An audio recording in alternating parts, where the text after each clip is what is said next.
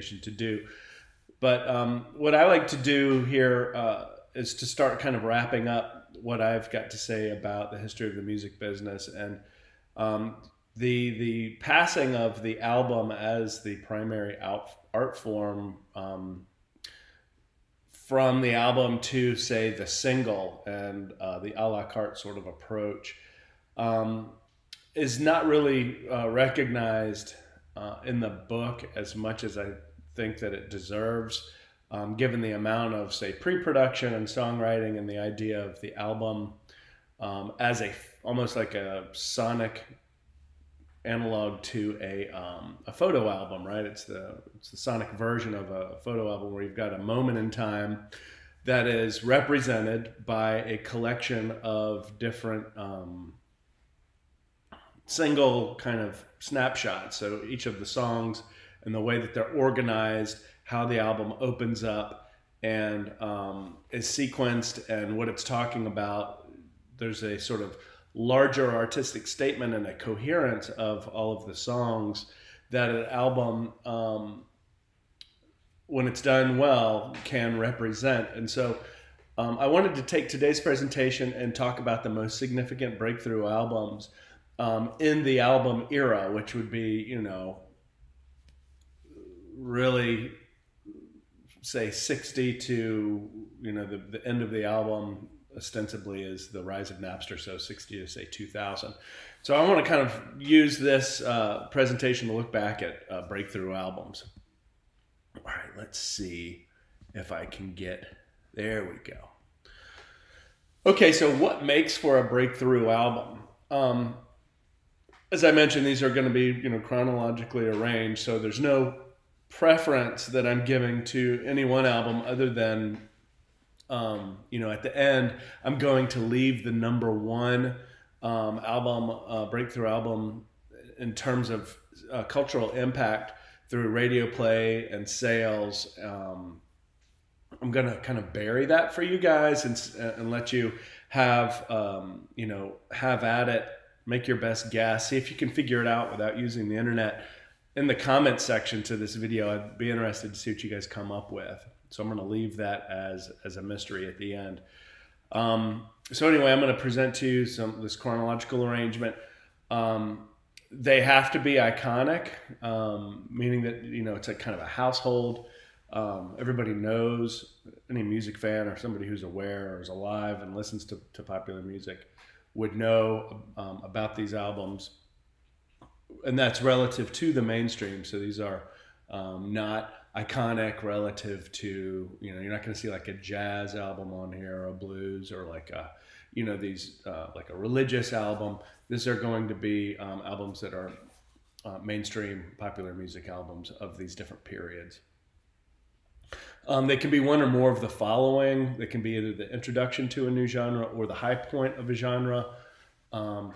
They can be included due solely to sales of figures, chart position, or longevity. So longevity meaning how long they're relevant over years, usually, or even decades. They may represent an innovation in art, production, or even performance, or the artist themselves singing or playing or doing something in a new way. Or crossover appeal, so moving across different genres represented in the mainstream. And so all of these factors help contribute to what we would call a breakthrough album. Okay, so let's start with Dylan in 1965, Highway 61 revisited. We all live in, most of you are from Mississippi. I'm not from Mississippi, but I am a fan of one of Mississippi's major contributions to American musical landscape, and that's blues music. And so Highway 61 represents a sort of main artery through the Delta. And, Dylan himself was born in Duluth, Minnesota, which is up by Lake Superior, just, due north. If you follow the Mississippi River, it's very close to where the Mississippi River goes from a collection of streams, the quote headwaters of the Mississippi, and then it starts to collect into an actual river.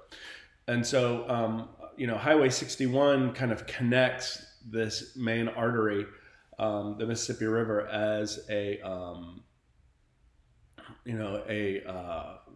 way to organize and think of American music in the historical sense. And so you talk about New Orleans, the importance of New Orleans as a center for jazz and popular music through the ages. Memphis, we've seen Sun Records and the birth of rock and roll. St. Louis has a long history of jazz, the Mississippi Delta, etc. And so Highway 61, I think, sort of helps us to understand the way Dylan is seeing the long picture of American popular music and is sort of aware of the rural and historical nature of that area, the river and the highway itself. And so, when you look at the way so that's sort of the concept, I would say, of the album. If you look at it just through the title itself, the significance, we saw how Dylan departed from folk music at the Newport Folk Festival between 64 and 65. And so we've got this is the album version of the festival performance where he's departing from folk music. It peaked, it wasn't like number one forever. The US charts had only hit number 3, UK number 4. But what he did is he kind of opened the door for the Beatles to do something like they did with Hey Jude, which is to have a 5-minute, song that's a hit song that's on the radio that gets radio play. Before Highway 61, 3 minutes and 30 seconds, or even though you'd be amazed if you look at the Beatles' entire catalog. They've got a ton of songs are under 3 minutes. And so starting to get into a broader artistic statement about whatever, and not being confined to these formulas of time, for example, or what are you actually singing about? So singing about protest, for example, or singing about, teenagers running away from home to be part of the 60s movement. And that's what we find in the leadoff track and Like a Rolling Stone. And so this was recorded at the time that he did go to Newport and do that first electric performance. So let's get a little snippet of Like a Rolling Stone here. Can't do too much, or else I'll get pulled for copyright business.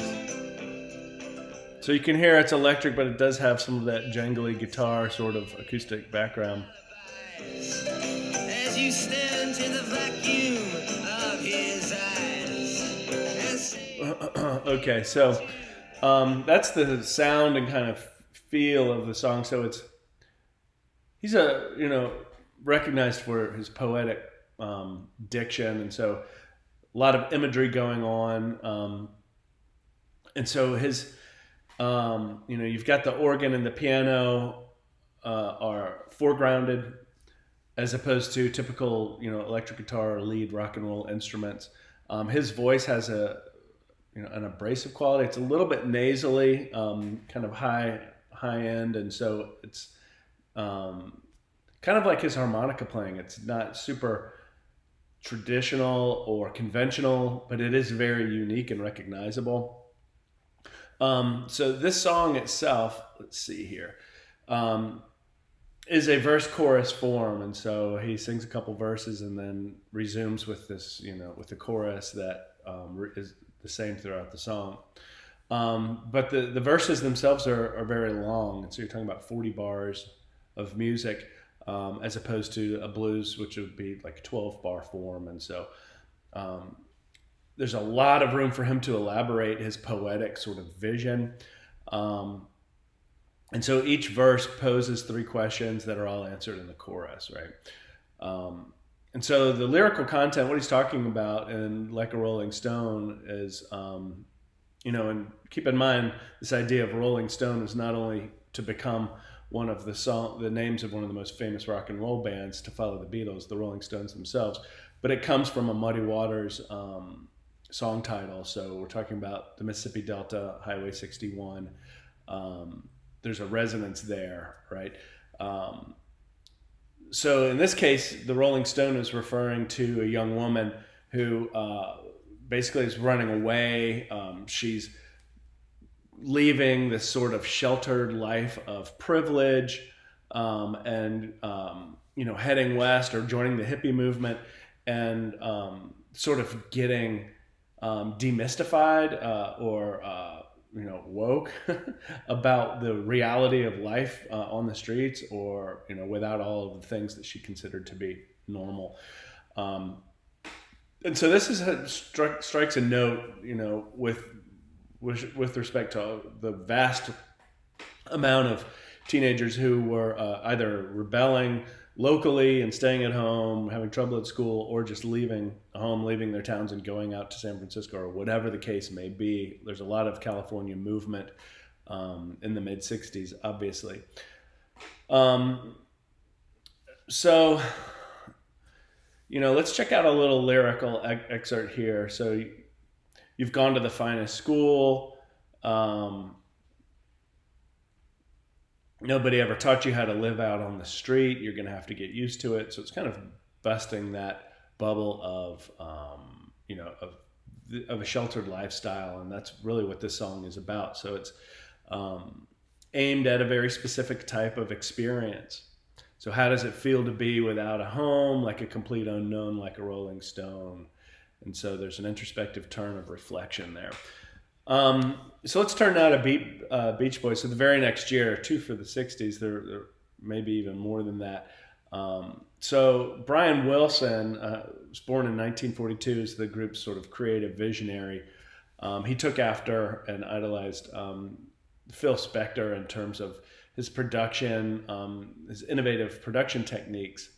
And so if we look at, his development according to a, simplistic model of artistic development, you've got, you develop a style based on what your understanding is of popular music production that you've inherited. So Brian Wilson first masters the styles of production that he inherited from his predecessors. And then he marks his uniqueness and his individual voice as a producer and artist by departing from that style. And then in so doing creates a new style. And so when we listen to Surfin' USA, that is essentially the first of those three steps. So he's mastering the sound of early rock and roll, which if you listen to Chuck Berry's playing Sweet Little 16, it's got that opening the opening guitar riff, and there's a lot of that. It's just it's a remake. I wouldn't say it's appropriated totally, but a lot of art, regardless of race, there is no original riff that's completely original. We're always remaking what we inherit. And so that's that first step. Pet Sounds is an album that represents the second and third steps of that sort of simplified model of artistic development. So he's departing from the style of rock and roll that you hear in so many of the well-known Beach Boys albums, Surfing, California Beach Life, etc., all of that. And now you're into this sort of new creative space. And so the significance of that is that the Beach Boys became kind of self-aware in terms of innovators, mostly because of Wilson's vision. The rest of them were, completely accomplished, but he was sort of the artistic guide to that band. Excuse me.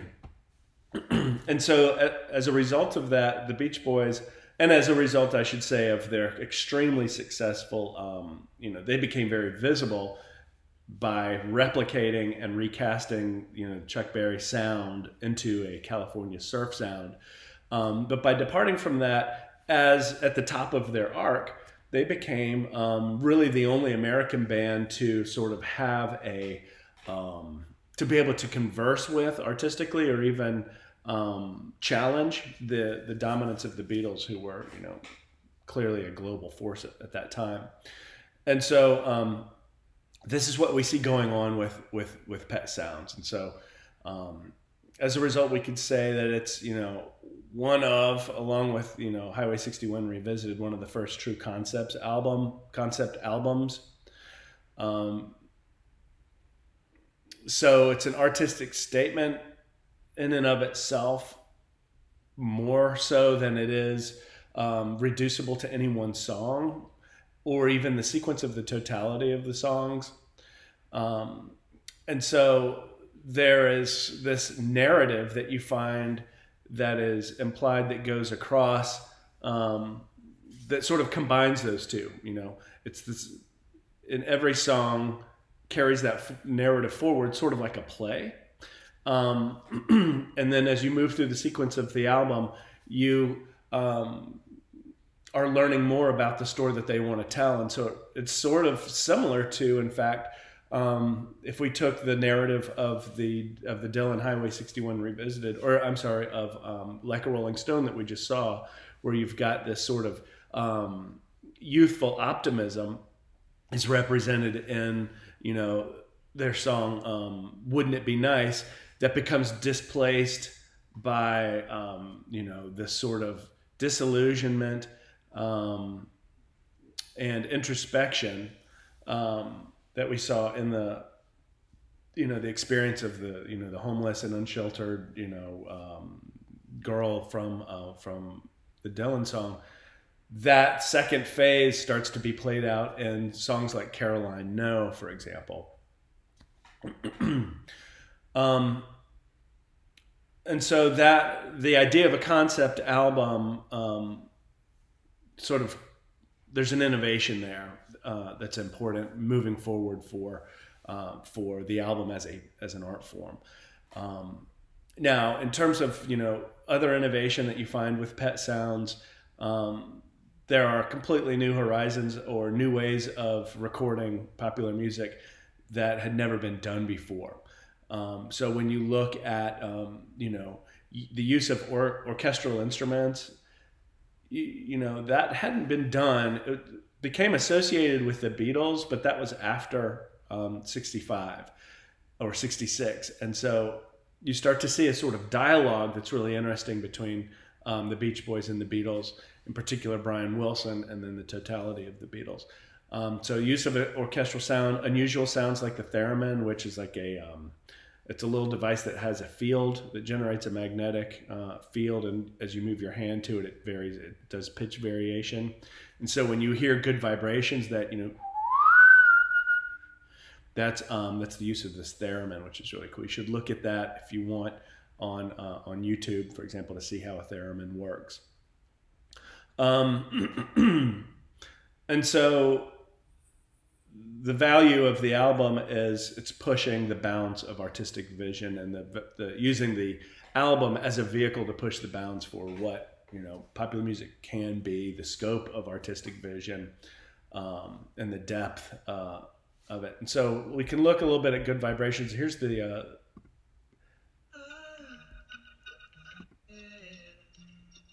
so when they start this is a long intro. Okay, listen in the background to that.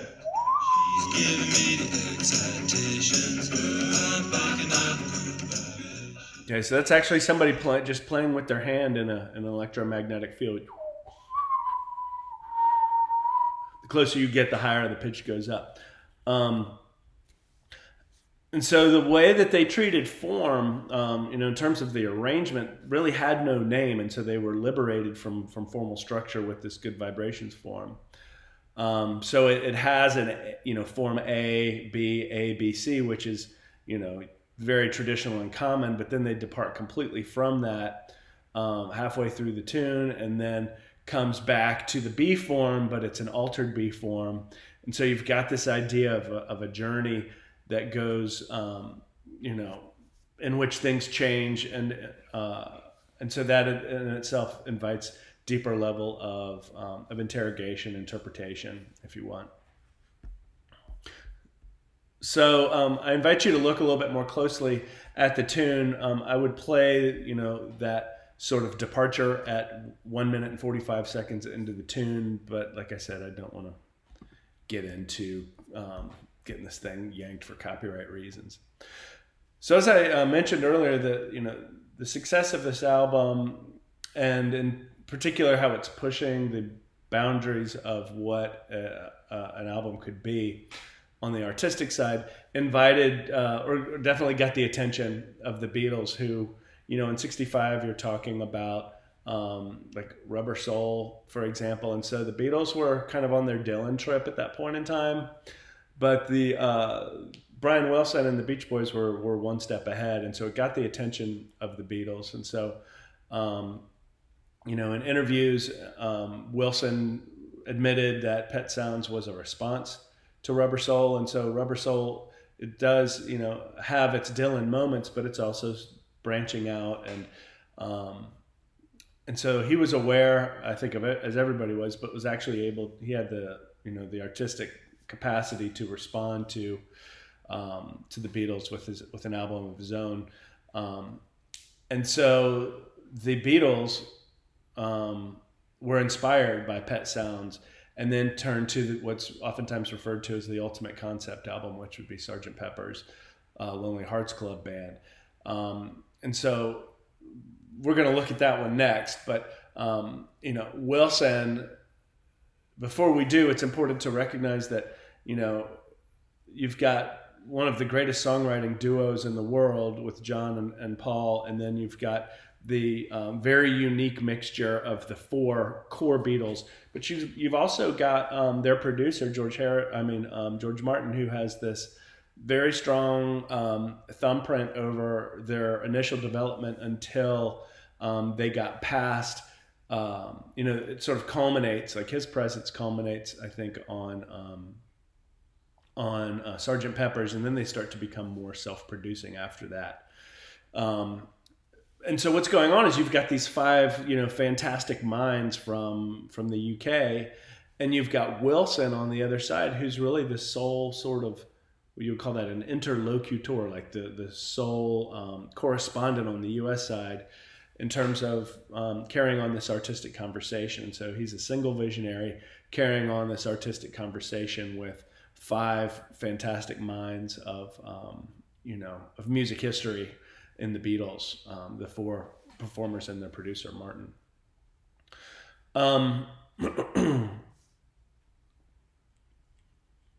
So what elements were borrowed by the Beatles from Brian Wilson and Pet Sounds in particular? If you look at Good Vibrations, the liberation of musical form, and so you don't have to be cookie cutter in terms of how many verses before a chorus, and do you have to have a bridge, and where does the solo go, etc. The Beatles' use of this rhythm egg, that sort of became much more pronounced after this point in time, and that shaker is,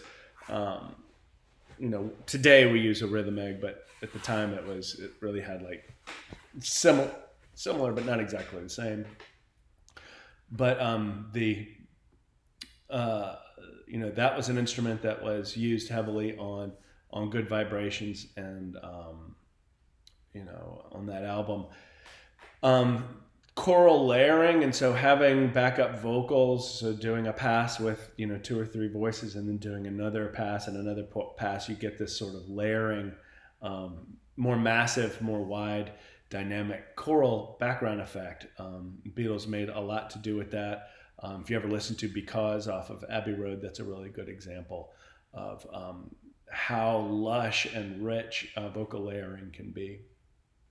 And then, of course, as we mentioned a second ago, using orchestral instruments, flute, strings, unusual electronic instruments, like the Moog synthesizer, for example, and also on Let It Be on the Because album as well, on the Because track. So these are all, ways that the Beatles grew as a result of this sort of transatlantic conversation.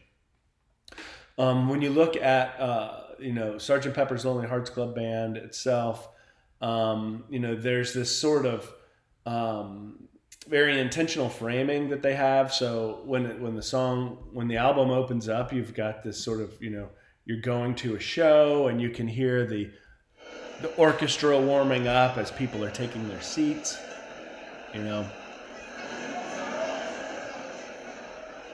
And then at the very end, you've got a reprise. So the same song that they opened up the album with, they're saying, thank you for coming to the show, basically, and the curtain closes. And so, that makes it very, very intentional what their narrative is, right? So they're taking you on a sort of trip.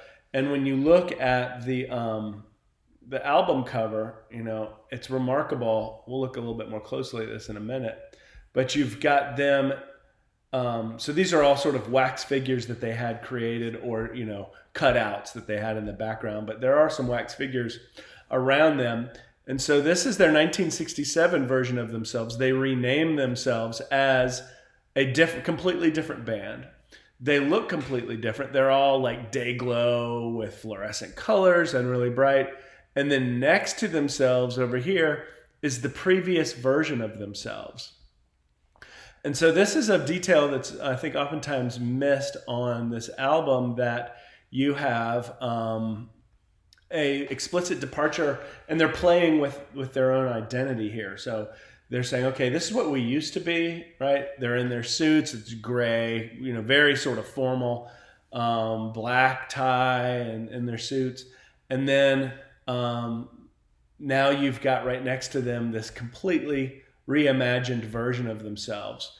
And so the album, in my estimation, I like to think of it as, the experimental nature of it is, we're going to give you a completely new version of the Beatles, all the way down to renaming ourselves, which is also pretty interesting.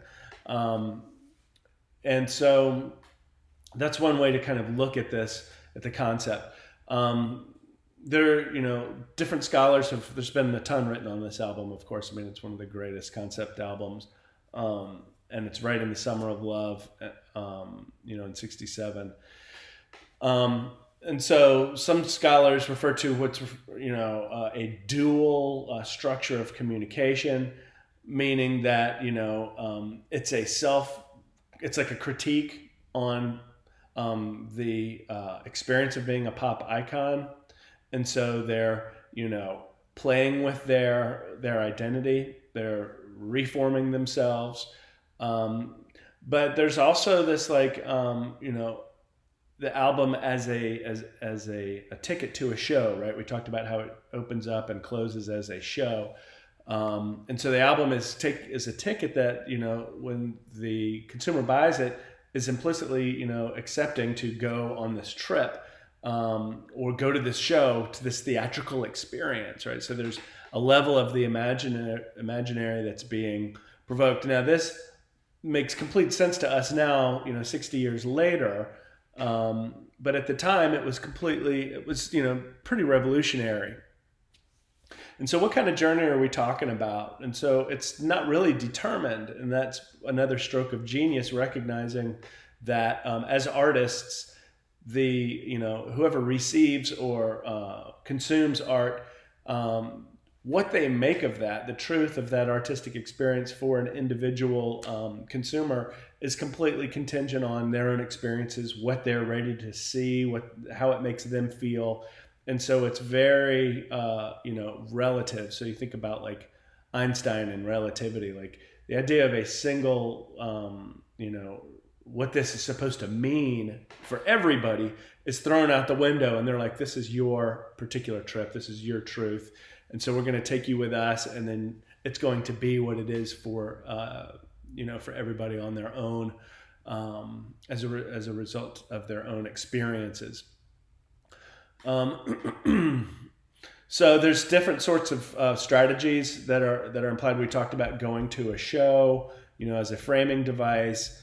But also joining sort of this countercultural movement. So if you look at some of the people they have pictured on their, the cover of the album, you've got, so social criticism is pretty big. So Bob Dylan, you've got James Dean, we talked about as the original greaser. So there's famous people of of the screen. Marilyn Monroe is there as well.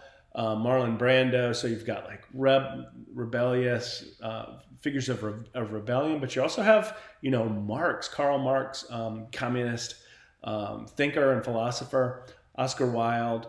And so the narrative that Dylan, Back to Highway 61, introduced with Like a Rolling Stone, of this disillusionment with the mainstream experience of being a mainstream or white American youth, undoing that and unraveling that's a lot of what the hippie sort of critique or countercultural narrative is undoing, deconstructing the narrative of mainstream youth experience and identity. And so this is very much continuing. And so it becomes like a master trope or a master sort of thread that's going on across multiple albums now. Highway 61, 65, Pet Sounds in 66, and now it's being picked up on kind of on a global level and trained with the Transatlantic Conversation by the Beatles. And one of the other sort of strategies of communication is this implication of drug culture, which none of the Beatles ever explicitly said. Yes, when we say Lucy in the Sky with Diamonds, we are referring to LSD. They instead couched it in a narrative of childhood artwork, I think. So one of the Beatles said they saw a picture that was drawn by a child, and they're like, well, what is this? And they're like, well, it's Lucy. Here's Lucy, and she's in the sky with diamonds and stuff. But of course, the hippies are looking for that hidden interpretation, because once again, this is deconstructing the fact of what's normal appearance. Looking for the hidden messages is very much where this is going.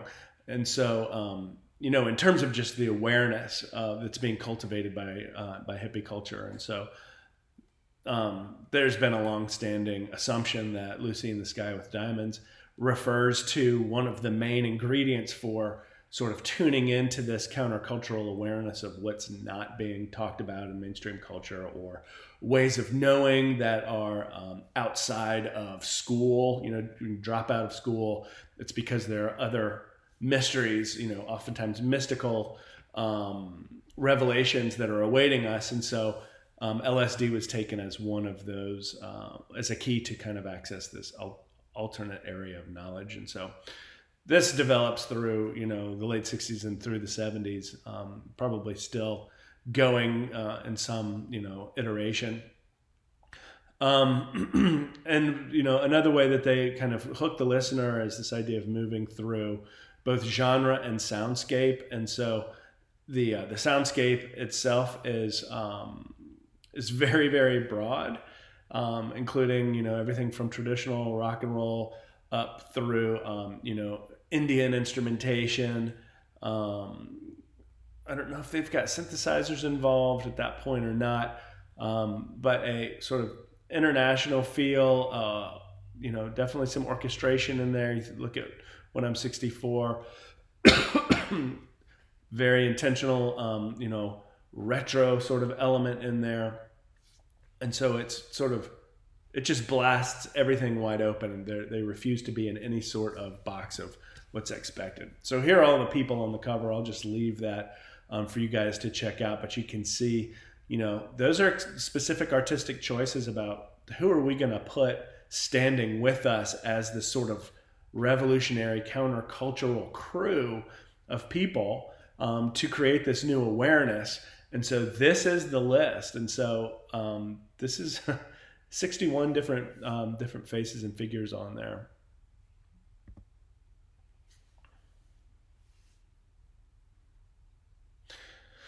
I'm not going to hit everything on this slide, but it is important to note that because the equipment of the 1960s, like PA systems in particular, you're talking about maybe 300 watts, having a couple 150 watt amplifiers was about the height of what, you could muster in terms of power.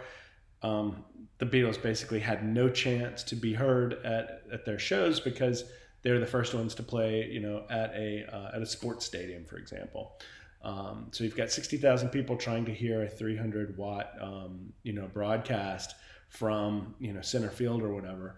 Not going to happen. And so they decided, screw it, we're going to be, the studio is where it's at for us. And they became an experimental sort of studio, much more artistic and invested in what they could do in the studio. And so they weren't required to go out and play hits for people, play their old hits, what everybody knew. They could be much freer in the studio. And so that's something that's important to recognize in terms of the development of this particular album and its place as an iconic album. So there's a few different notes in terms of how to understand the kind of journey that the album represents and things. There's once again a lot been written on that. So let's update. We're going to jump completely over the 70s, which we don't really do, but we're doing it now. Like the greatest album, the number one most impactful iconic album is actually from the 70s. So that's one of your hints. But you guys are going to have to figure out what that is. Michael Jackson's Thriller in 82 sold 40 million copies, spent 37 weeks at number one. And so that's over half of a year. Is that like 3/4 of a year? Jackson had been building, through the Jackson 5, had been building fame for quite some time, well over a decade at that point in time. Quincy Jones, very important producer, was behind basically calling the shots in terms of the sound, how that album was going to sound in dialogue with Jackson. His established success as a performer and producer adds a lot of interest to the project itself when it comes out. People are like, well, what have they done together? And so, you remember Berry Gordy, his goal about, forwarding African-American based culture through recorded music aimed at the mainstream. And so it's as if Quincy Jones and Michael Jackson are taking that to the next step as an intentional thing. But the way that they do it and a lot of the album's success is by not staying in the framework of what's thought to be conventional African-American music. We'll get that into a second. We'll get to that in just one second. So a couple things that are important about this record is that the success of it crowns Jackson. I mean, this is an album that, when you look at the figures from Last Class, looking, in the 1990s, for example, at what these iconic superstars of celebrity and sound, et cetera, had been able to sell, it was usually 20, 40, 60 million. And that's their entire career for all of their albums. And so now we're looking at one single album that trumps most of those, career-long achievements. So you can see the scope of this is massive. And then, so it crowns Jackson as a result of that as a, pop icon for the ages. So he sort of transcends any specific time, especially since he'd been at it since the 70s and now kind of peaking in the 80s. But it also, this is what I was hinting to before, it is intentionally a crossover type of an album. So it's trying to win the mainstream, not as a representative of a specific genre, but as a combination of different genres. And so you've got these cameo artists that come in. So you've got Eddie Van Halen from, what was basically a hard rock band. Van Halen was more than just a rock and roll band. They were a little heavier.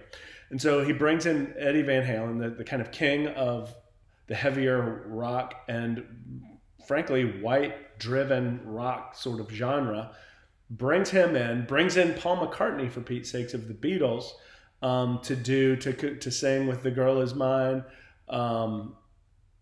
which was number one adult contemporary and R&B charts. So you see this intentional strategy of bringing in the tops of these different genres that are usually not associated with, with R&B music, if you want to call it that.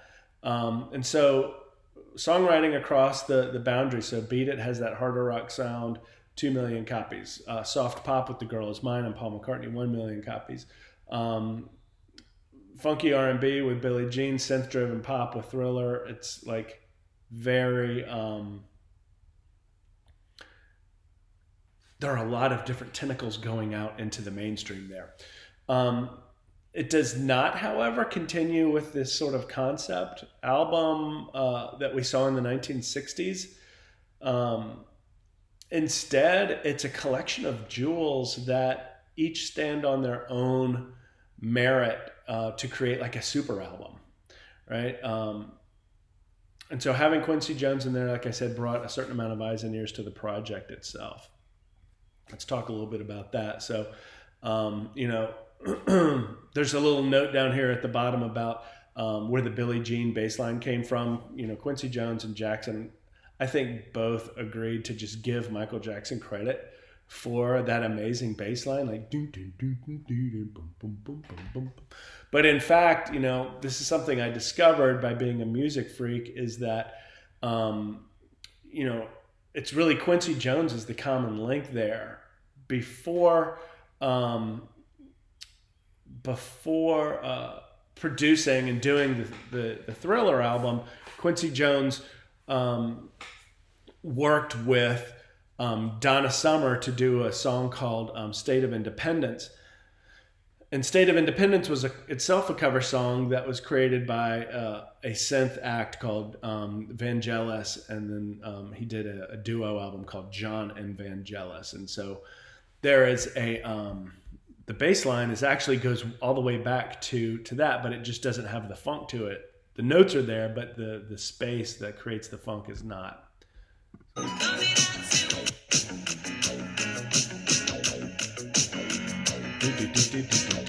But okay, that's the Donna Summer version. Here's the original version up here.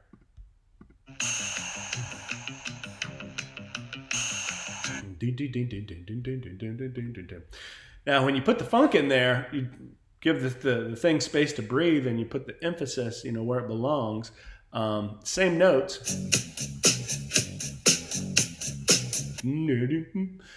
So that's Quincy Jones right there. There's no doubt about that, because he's the common link between Vangelis, Donna Summer. And so don't be fooled when you read an article or someone says the greatest bass line ever was developed by Michael Jackson. It was not. It was, in fact, developed by this cat Vangelis, who then had the good fortune of having his song covered by Donna Summer. And then Quincy Jones was like, okay, I know that's a cool line there, and I'm going to import it and mess it up. Funk it up, I should say. In any case, so when you talk about what Quincy Jones was up to in terms of his production values there, on all of the songs, it's just a very up-tempo, modern-sounding record for the day. It has, a mixture of funk and also like new wave music, synth and bass driven, very danceable, and it's aimed straight at the pop mainstream, the core of the pop mainstream. And did they ever hit a bullseye with that record? Okay, so let's keep it rolling here. So late 80s, Public Enemy, It Takes a Nation of Millions. So here we go. Jory was talking about socially engaged music in I think the 491 class, in his presentation actually for this class as well. Really an interesting sort of response to the question of, does popular music have a stake in the change of society and society's norms, and what's going on with stories that are not necessarily in the news, so things that are outside of the mainstream awareness, and so giving voice to the oppressed or those whose stories are not told, but also making room for a dialogue for change that is informed by situations that are considered, not to be newsworthy by mainstream media sources.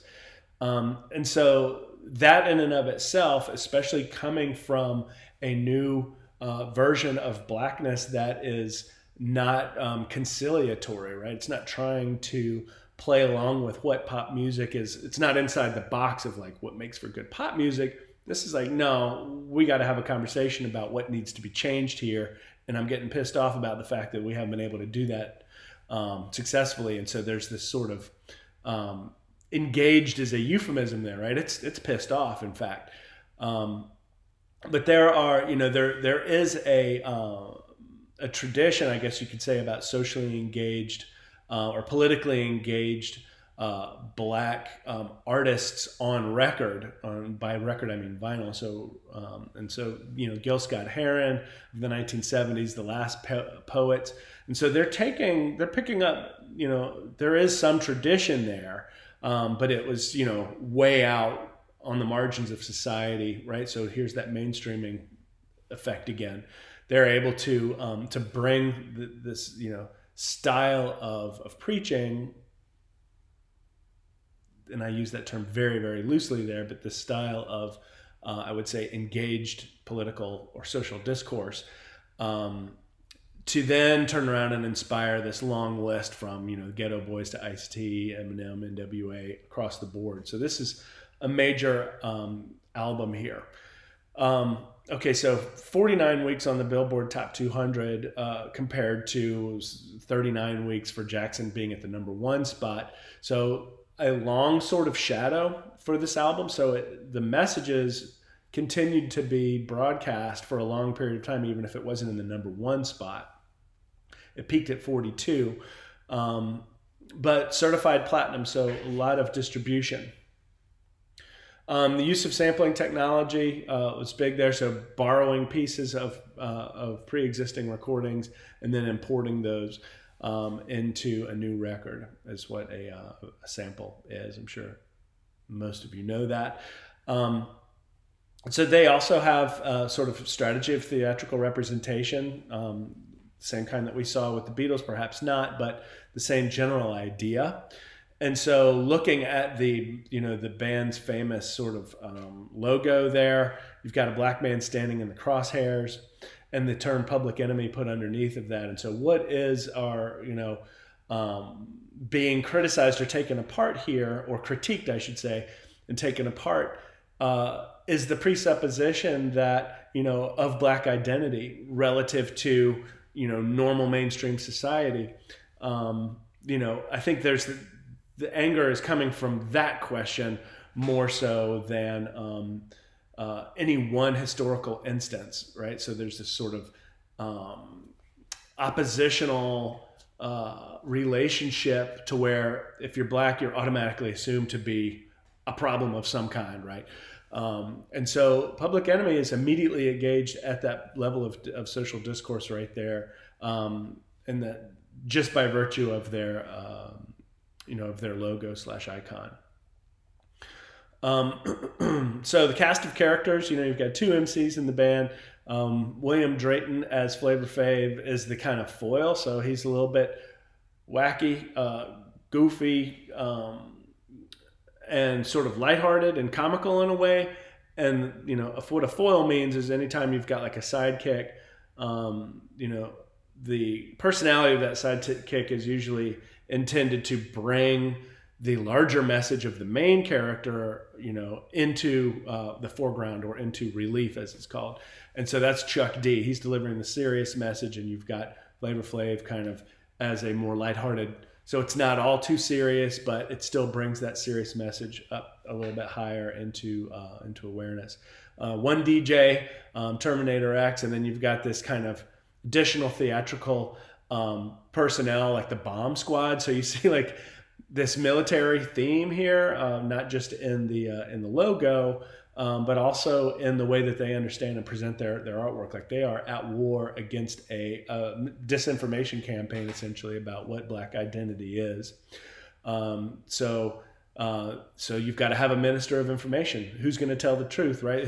Who's doing the research to actually, inform the crew?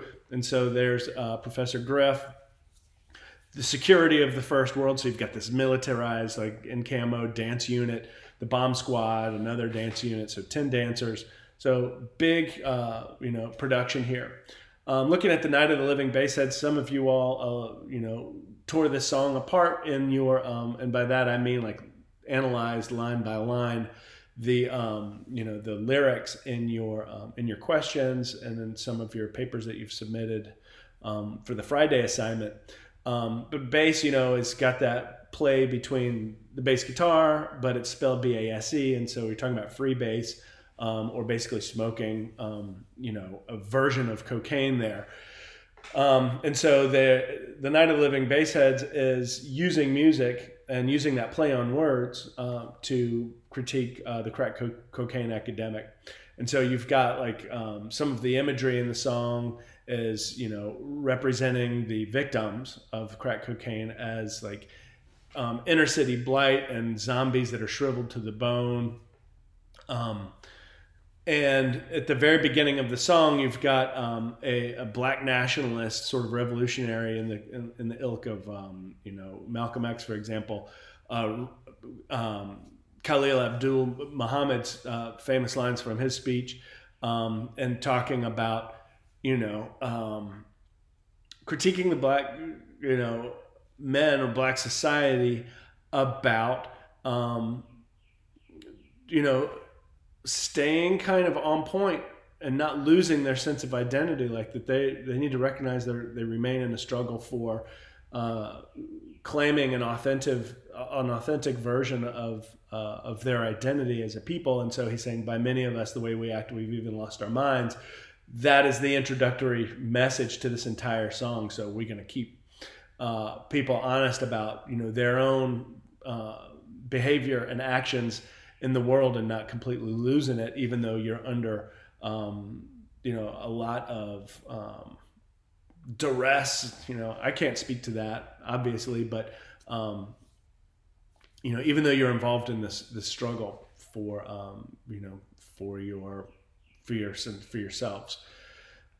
This is a dope jam. So yeah, it's funky, but dope also. So this is an expression that has continued through, from this album on through. I still see people talking about what's dope. So it's kind of like what's bad, Michael Jackson, good, bad, dope, being drugs, as well as, something that's funky or cool. Talked about the homonym between bass and bass there. They've got interesting trivia facts. This is a good kind of a thing you would bring up for the Friday assignment. Instead of open-ended topics, you want very specific things. So they actually borrowed 13 different digital samples to make this soundscape. And so the soundscape, the backing track of the song is just littered with these samples that they're borrowing from culture, almost to represent like the South Bronx, for example, is sort of urban blight. So you've got these bits and pieces of culture that are kind of as like litter or refuse that are scattering the landscape. Here we've got that in a soundscape, and they are, by being sort of disconnected from their original situation, they are deprived of their meaning, and they're reorganized into a new commentary. And so they're forced to signify the reality of the situation that is being critiqued here, which is a condition of life that is so poor that you've got people giving up and turning to crack cocaine, for example. And so interesting use of, the sort of debris of cultural media, looking at the sample not as a thing of high value, but as something that you can take out of its context and force it to mean something different than what it normally would. A very sort of ingenious artistic move there. So moving forward now into the 90s, a lot of you talked about Nevermind and Nirvana and grunge this past week, and so I enjoyed that quite a bit. This album deserves to be included. because of the fact that the whole movement was really contained within the lifespan of Cobain. And so you've got a very, I would say, powerful genre that busts into the mainstream, but then can't survive once its sort of hero, once its originator basically takes himself out. Nevermind shipped 50,000.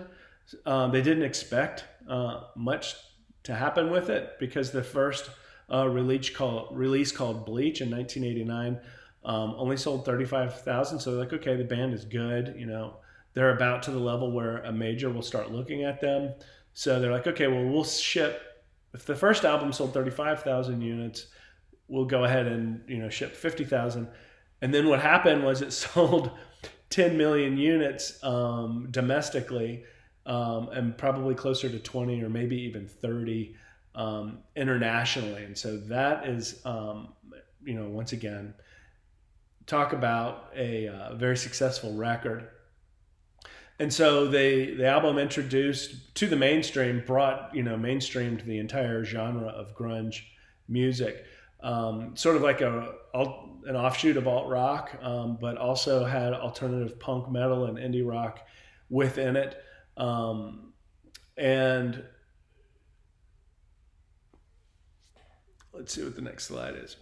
In terms of the imaging, you know, it had a similar anti-image sort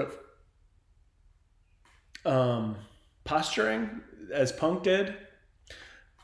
And it would undergo the same process of codification, meaning that once the genre went mainstream, then the anti-image, whatever those guys were wearing, which happened to be, you know, either Doc Martens or like work boots, along with some dirty jeans and then flannels, basically became, you know, a new look that could be marketed as grunge when the guys weren't, you know, they were just probably wearing whatever they had around, what people in the Seattle area would wear when it's cold and wet.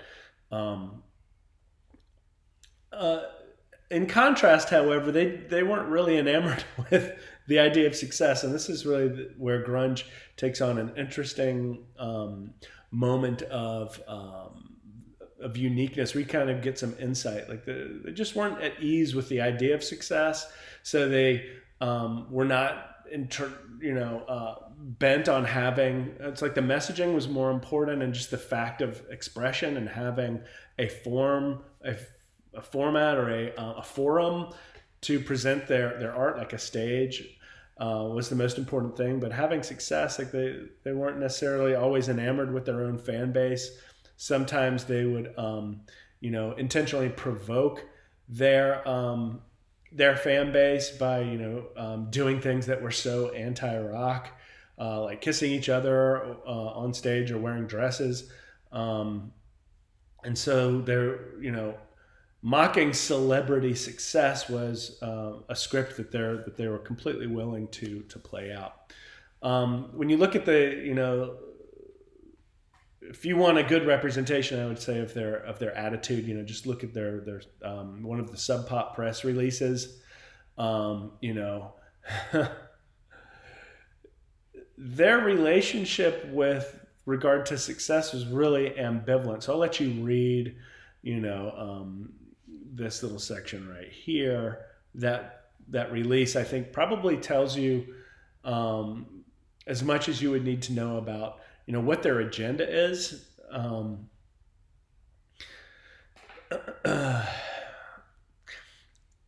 so,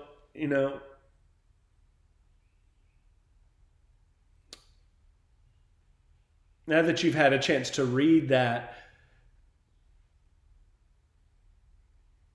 their attitude with regard to success, I would say it did provide a way, even though it's really ambivalent, like it's hard to nail them down on,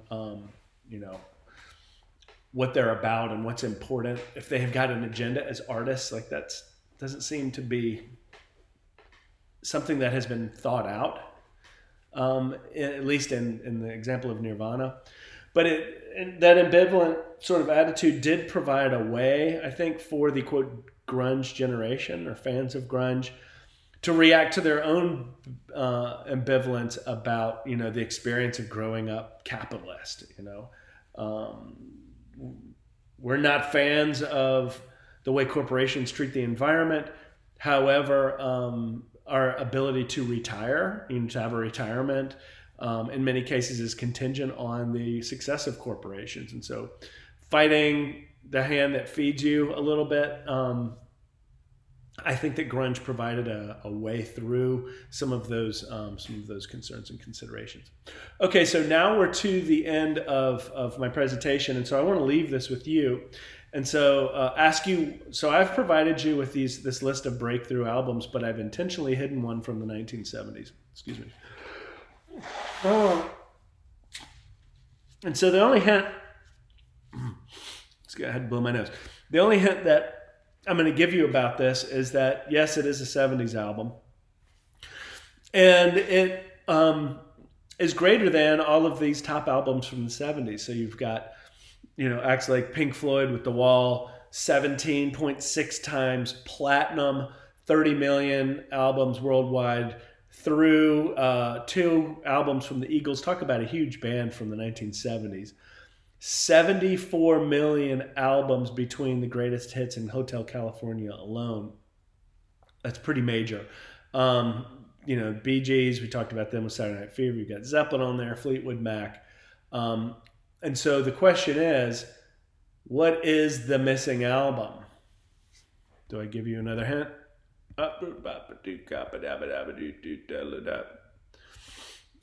Okay, so last thing I'll tell you about it, 1973 release. As of the mid-2010s, so the current decade, it was continuing to sell 8,000 to 9,000 copies every week. 24 times platinum, 45 million units worldwide, probably 100,000 to 150,000 units. Oh, I'm sorry. Yeah. 45 million units sold worldwide. Okay, so those are the hints I'm going to give you. Think about it. Try not to use the internet. Okay? It doesn't matter that you're first if you've got the right thing. Just guess in the comments. So go on the honor system. Try not to use the internet. There's no reward for actually being the first one that deciphers it. But it is... it's an album that is, I think, worthy of our attention, and I left it off the list intentionally to see if you guys could figure it out.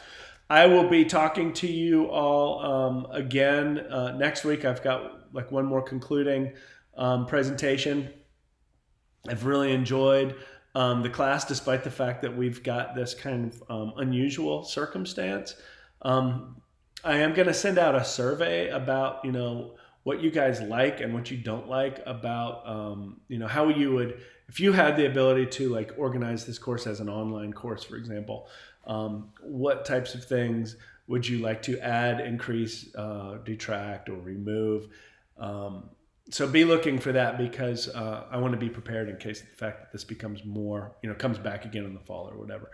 Anyway, y'all take care, and we'll be wrapping soon.